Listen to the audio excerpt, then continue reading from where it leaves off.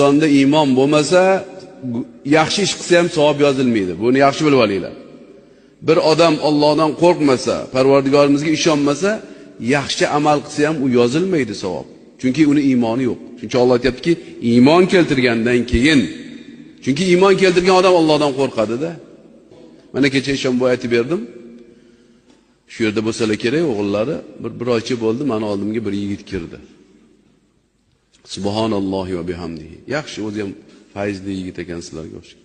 Qoraka dedi, meni otam vafot qildilar. 3 oy bo'ldi dedi shekilli. Shu onam sizni oldingizga yuvardilar.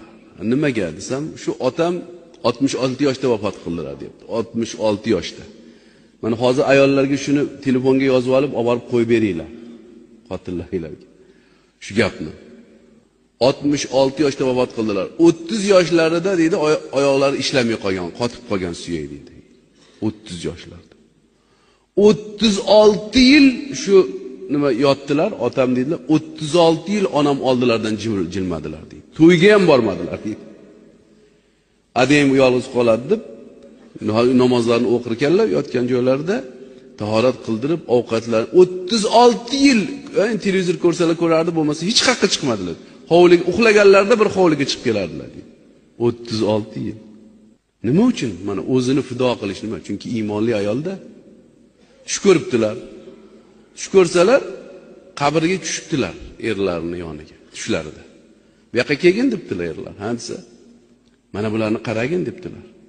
Endi bog'roqlar, jannatlarmishda juda go'zal. Bularni men o'zimga sabr qilganligim uchun menga berdi Alloh taolo. Shu 36 yil sabr qildim, ibodatni qildim. Endi menga aytishdi, shuning uchun senga aytib qo'ymoqchiman, shuning uchun chaqirdim seni. Sen meni boqqaning uchun senga undan ham ko'p narsalar bor ekan, bilib qo'ygin dedilar ayollariga. Bu mana iymon nima uchun?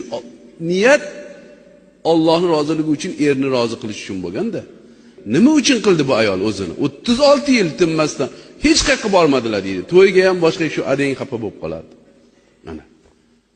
Ana shu iymonlik, Allohdan qo'rqadigan, Alloh uchun, Allohga ishonib savob kutadigan zotlar. Mana shularni Alloh taolo amallarini hech qachon zoyi qilmayman deb Qur'oni Karimda marhamat qilyapti.